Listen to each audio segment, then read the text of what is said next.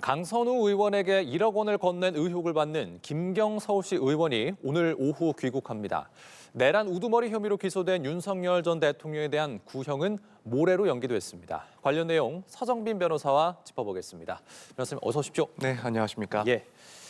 자, 이 소식 먼저 짚어보겠습니다. 강선우 의원에게 공천 헌금 1억 원을 전달한 의혹을 받는 김경 서울시 의원.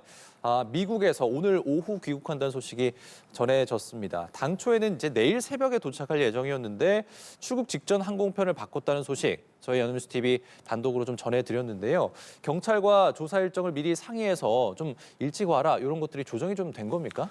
일단 분명하지 않긴 합니다만 상의가 됐을 가능성도 있다라고 생각이 듭니다. 이제 보통은 예정되어 있던 그 일정보다 입국이 늦어지게 돼서 그래서 조사 일정이 또 미루어지게 되면 그때는 당연히 이제 수사기관과 어느 정도 상의를 하고 논의를 하는 경우들이 있습니다.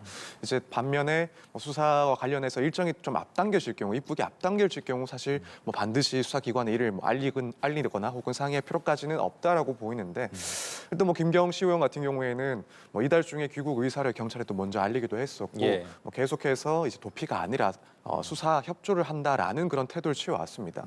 그렇다면 이제 입국이 앞당겨지면서 이런 내용 역시도 이제 경찰과 어느 정도 조율이 됐을 가능성도 충분히 조금 있지 않나라고 생각이 됩니다. 예.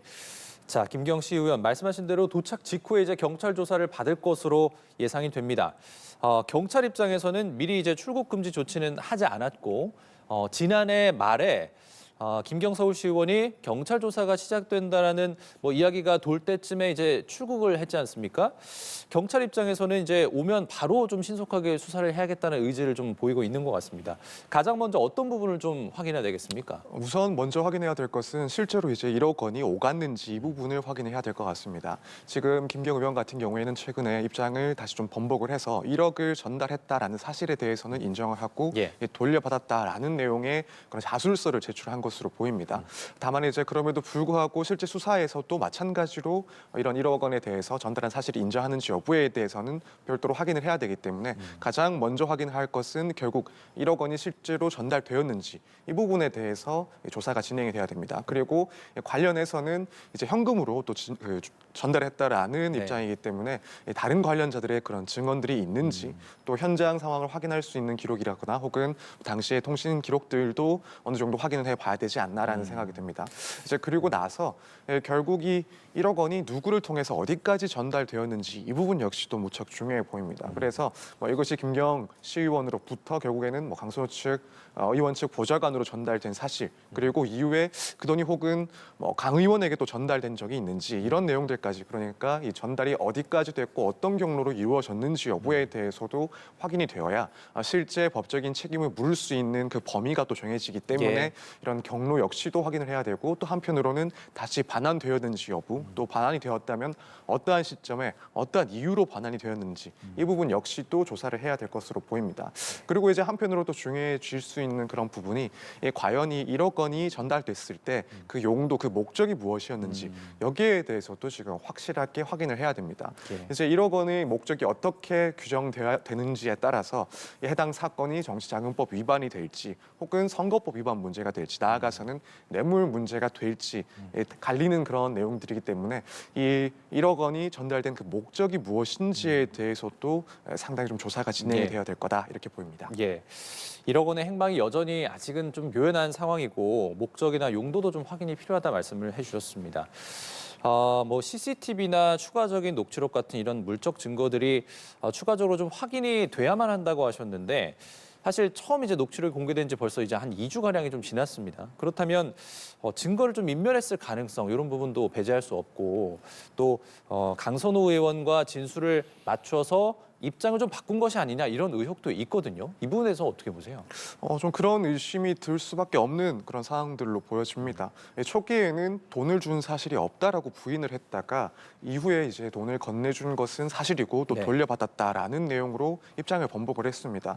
그래서 본격적으로 이제 수사를 받기도 전에 뭐 일부 사실에 대해서는 번복하는 그런 태도를 보였기 때문에 이 부분이 조금 이례적이라고 생각을 해볼 수가 있습니다. 그렇다면은 결국에는 이제 강 의원의 그런 진술과 결국에 어느 정도 일치하는 내용으로 번복이 됐기 때문에 이 부분 관련해서는 강선우 의원과 사전에 좀 교감이 있었던 것 아닌가라고 의심을 해볼 수가 있을 것 같습니다. 특히나 예. 자신에게 불리하게 적용될 수도 있는 그런 내용을 인정하는 듯한 그렇습니다. 그런 태도로 바뀌었기 때문에 이 부분에 대해서는 먼저 좀 얘기가 되었던 것 아닌가, 입맞춤이 있었던 거 아닌가라는 생각을 좀 해볼 수도 있을 것 같습니다. 그래서 일단 뭐 수사적인, 그러니까 실무적인 그런 관점에서 봤을 때 사실 수사가 진행되는 과정에서 이 의견이나 혹은 입장이 바뀌는 경우는 있지만 이렇게 본격적으로 수사가 진행되기 이전에 뭔가 의사가 바뀌었다라고 한다면 이제 공범으로 의심되는 그런 사람들과 말을 맞추었다라는 그런 의심을 충분히 받을 수가 있는 상황에 처해 있기 때문에 예. 이런 증거인멸 혹은 뭐 말 맞추기 의혹들에 대해서도 이 수사기관 입장에서는 조금 신중하게 접근을 하면서 두 사람이 서로 교감한 그런 사실이 있는지 이런 내용들도 확인이 돼야 될 것 같습니다. 예. 또 뭐 공교롭게도 출국한 시점과 이런 입장이 바뀐 시점이 좀 얽혀 있는 부분도 좀 의심을 살 수 있는 부분이 아닌가 싶습니다. 미국에 이제 체류를 하면서 텔레그램에 지난 뭐 7일 밤과 뭐 어제 두 차례에 걸쳐서 이 텔레그램을 탈퇴했다가 뭐 재가입하는가 하면 카카오톡도 탈퇴하고 또 재가입한 정황이 좀 나오고 있습니다. 귀국에 앞서 증거를 인멸하기 위한 것이 아니냐. 앞서서 뭐 의원실의 PC도 포맷한 것이 아니냐라는 의혹도 좀 있었는데요. 이 부분 뭐 의혹이라고 봐야 할까요? 어떻게 봐야겠습니까? 사실은 좀 강하게 의심이 될 수밖에 없습니다. 결국 이제 이 수사가 시작되기 전에 이 중요한 그런 디지털 자료들이 보관될 수 있는 메신저라든가 혹은 PC와 관련해서 그런 전자기록들을 삭제를 했다 혹은 계정들을 탈퇴하고 다시 재가입을 하는 등의 행위를 예. 했다라고 한다면 결국에는 중요한 그런 증거들이 될 수 있는 기록들을 확보하지 못하게 하기 위해서 이 증거를 은닉하기 위해서 이런 일련의 행위들을 했다라는 의심을 강하게 할 수밖에 없습니다. 예. 수사기관 입장에서는 당연히 이런 행위들에 대해서 어떠한 이유가 있었는지 여부에 대해서 따져 묻게 될 것이고 한편으로는 뭐 압수수색을 통해서 다시 그런 내용들을 복원을 한다거나 혹은 이 서버를 통해서 그 내역들을 다시 복구하려는 시도들이 있을 겁니다. 그래서 지금 이 시점을 봤을 때는 결국에는 문제가 될 수 있는 그리고 이 수사 과정 혹은 재판 과정에서 본인에게 불리하게 작용될 수 있는 그런 증거들이 남아있다라는 판단 하에 뭐 이런 탈퇴나 재가입 혹은 뭐 삭제 등을 진행했을 가능성이 상당히 높다라고 보이고 한편으로는 지금 이 의혹뿐만 아니라 이 포렌식을 통해서 사건이 진행이 됐을 때 다른 또 문제될 수 있는 의혹이라든가 의심을 받을 수 있는 그런 자료들도 있다는 판단을 했을 가능성도 있습니다. 그래서 이 본건뿐만 아니라 혹여라도 문제될 수 있는 그런 다른 사건이나 혹은 다른 의혹과 관련된 증거들을 조금 인멸하려고 한 시도도 있지 않았나 이렇게 의심을 할 수 있는 시점인 것은 분명한 것 같습니다. 예. 자, 이런 와중에 라스베이거스에서 CES라는 행사가 열렸었습니다. 세계 최대 뭐 가전 정보기술 전시회여서 우리나라의 어떤 기업 수장들뿐만 아니라 정말 많은 세계적인 경제 인사들이 참여한 이 행사였는데요. 이곳에 김경시 의원이 엄지척하는 모습으로 사진을 찍는 모습이 좀 포착이 됐었습니다. 많은 비판이 또 있었고요. 원래는 이제 자녀를 보러 간다라는 명목으로 미국으로 이제 출국을 했는데 뭐 정작 만나지 못했다라는 이야기도 좀 전해지고 수사가 시작됐을 때 이런 명분으로 출국을 한 것이 이 수사에 좀 영향을 미치겠습니까? 어떻습니까? 일단 수사기관 입장에서 봤을 때는 조금 더 이 사안에 대해서 의혹에 대해서 의심을 할 수밖에 없는 그런 정황이라고 생각을 할 것 같습니다. 특히나 이제 뚜렷한 그런 목적이 확인이 되지 않는 출국을 했다라는 평가를 한다라고 네. 한다면 결국 이런 의혹이 제기됐을 때 우선은 도피를 하고 시간을 벌기 위한 그런 수단이 아니었나라는 의심을 받을 수밖에 없습니다.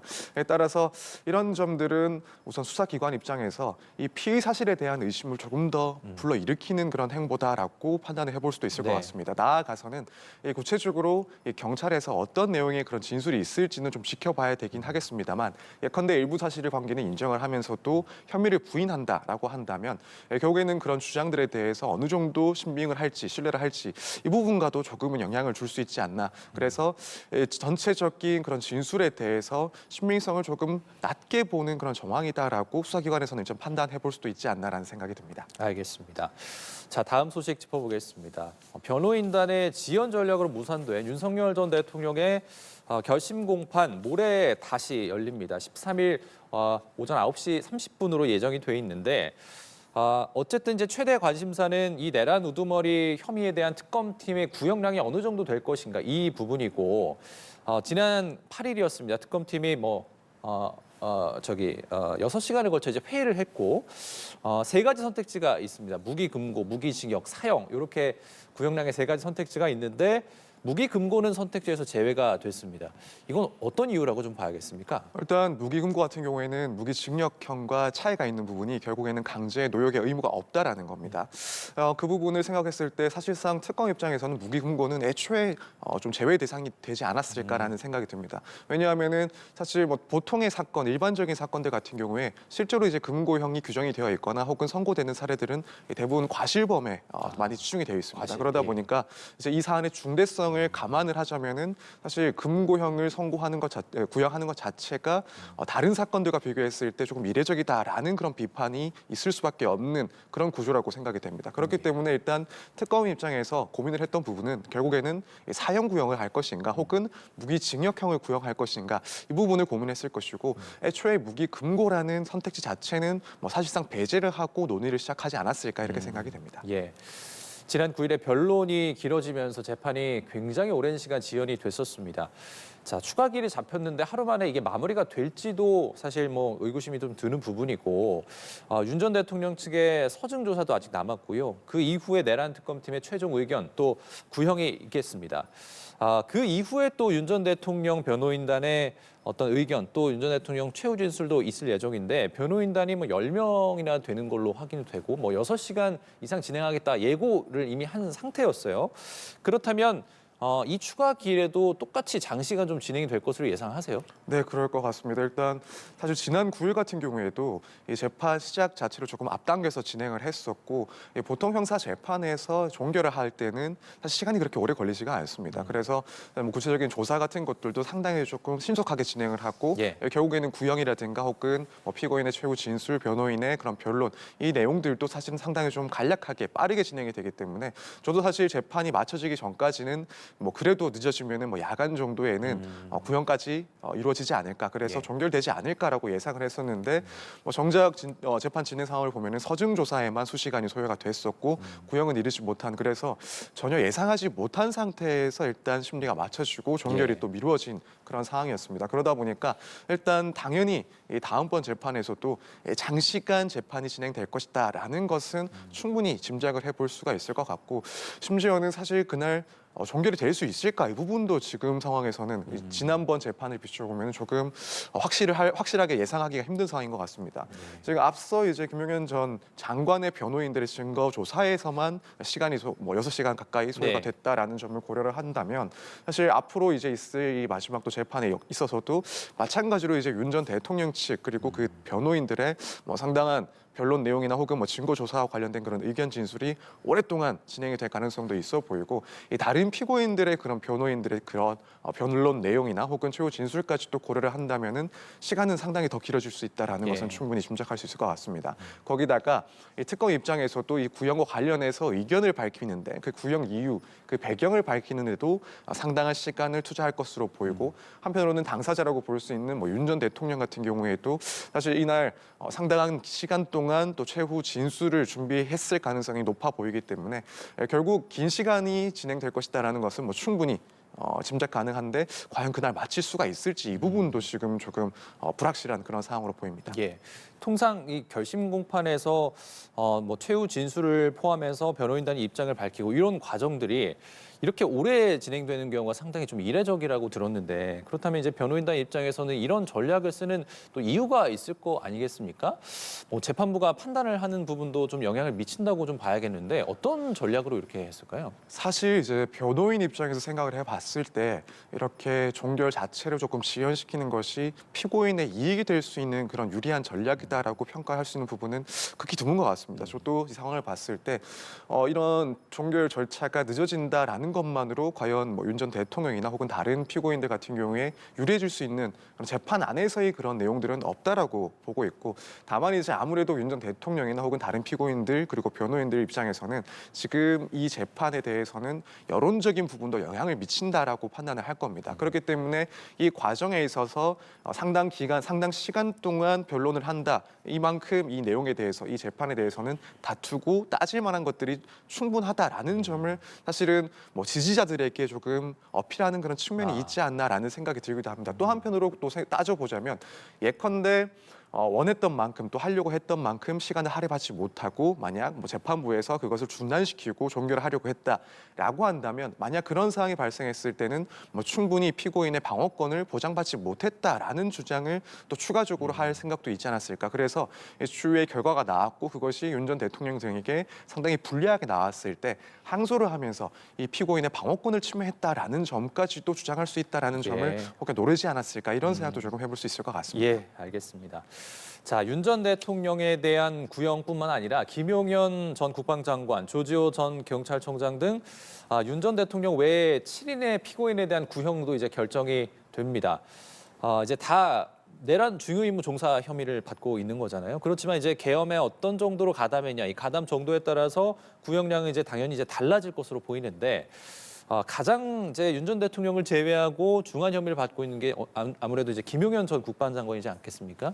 어떻게 좀 보십니까? 네, 그렇습니다. 일단 지금 우두머리 혐의는 윤 전 대통령에게만 적용이 되어 있고 김용현 전 장관 같은 경우에는 중요임무 종사자 혐의로 재판을 받고 있긴 합니다만, 뭐 지금 공소장에 적혀 있는 내용 혹은 그간에 이제 밝혀진 내용들을 보면은 뭐 사실상 우두머리 혐의와 거의 준해서 이런 행동들을 했다라고 평가를 할 수 있을 만큼 지금 다른 국무위원이나 혹은 뭐 다른 군 경 관계자들과 비교했을 때는 뭐 질적으로 양쪽으로 상당히 차이를 보이는 사람이 바로 김용현 전 장관입니다. 그렇기 때문에 특검에서도 이런 부분은 당연히 구형에 있어서 상당히 반영을 할 것이다라고 보여집니다. 결국 이 내란과 관련해서, 이 계엄과 관련해서 초기에 이 계획을 수립하고 또 그 과정을 거쳐서 실질적인 지시까지도 상당 부분 역할을 했던 사람이 김용현 전 장관이기 때문에 아마 예측을 하자면은 그런 중요도, 역할의 그런 중요성을 다음번 재판에서 특검에서는 상당히 좀 언급을 하지 않을까. 그래서 사실상 윤 전 대통령과 거의 비슷한 책임을 질 수밖에 없는 사람이다라는 점을 강조를 할 것으로 예상이 됩니다. 그래서 이 법정형 자체는 뭐 징역 5년형 이상 그리고 뭐 무기징역까지도 처할 수 있긴 합니다만, 일단 사실상 뭐 개인적인 생각으로는 윤 전 대통령과 거의 준하는 수준의 구형을 할 가능성도 있지 않나. 그렇다면은 뭐 무기징역형을 구형할 가능성도 상당히 높지 않나. 그만큼 중요한 역할을 했다라고 평가를 받는 인물이다라고 생각이 됩니다. 예. 오늘 16일에 윤 전 대통령의 체포 방해 사건에 대한 선고도 좀 이어집니다. 이 본류 재판인 내란 우두머리 혐의의 구형이 좀 늦어지면서 윤 전 대통령 측 입장에서는 이 본류 재판 결과가 나오고 나서 다른 혐의에 대한 선고가 좀 나오는 게 맞지 않겠냐라는 주장을 했는데 재판부는 이를 받아들이진 않았어요. 네, 그렇습니다. 사실 당시에 이제 윤 전 대통령 측에서는 생각보다 훨씬 더 일찍 선고가 예정이 된다는 사실에 상당히 좀 놀랐던 것 같긴 합니다. 그래서 말씀하신 것처럼 본류 사건, 그러니까 결국에는 이 계엄에 대한 내란죄 혐의로 재판이 진행 중인 그 사건의 선고를 보고 나서 이 내란 혐의에 대해서 평가가 어떻게 되는지를 보고 이후에 이어진 이 체포방해 건이 선고가 되어야 된다라는 주장을 했습니다만 재판부에서는 받아들여지지 않았습니다. 결국 재판부에서의 입장은 해당 사건과 별도로 이 사안에 대해서는 판단을 할 수 있고 선고를 할 수 있다라는 입장이긴 합니다. 따라서 지금 뭐 결국에는 재판 결과는 가장 먼저 나오는 것이 이 특수공무집행 방해, 그러니까 체포방해 혐의에 대해서 재판 결과가 먼저 나올 것 같고, 지금 이 내란 재판과의 그런 관련성 부분은 사실 뭐 재판부에서는 크게 염두에 두고 있지 않는 상황으로 보입니다. 예. 앞서 이제 내란 특검팀이 징역 10년을 구형했습니다. 이 부분에 대해서. 그렇다면 이제 1심 선고 결과를 또 이제 기다려봐야 하는데 뭐 조심스럽긴 합니다만 어떻게 좀 예상을 하시는지요?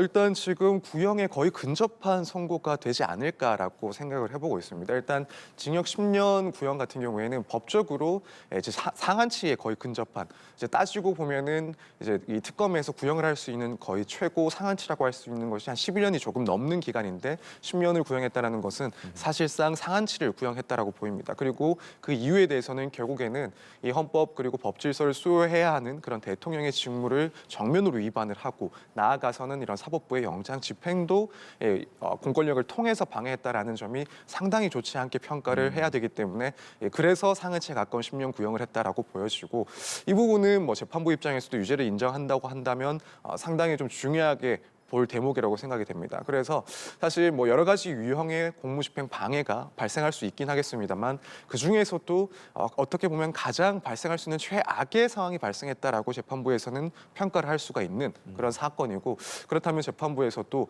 거의 구형에 근접해서 10년에 근접해서 선고를 할 가능성이 상당히 높지 않나 개인적으로는 이 정도로 전망을 하고 있습니다. 알겠습니다. 자, 여기까지 말씀 나눠보겠습니다. 네, 오늘 자세한 소식 서정빈 변호사와 함께 짚어봤습니다. 오늘 말씀 고맙습니다. 감사합니다.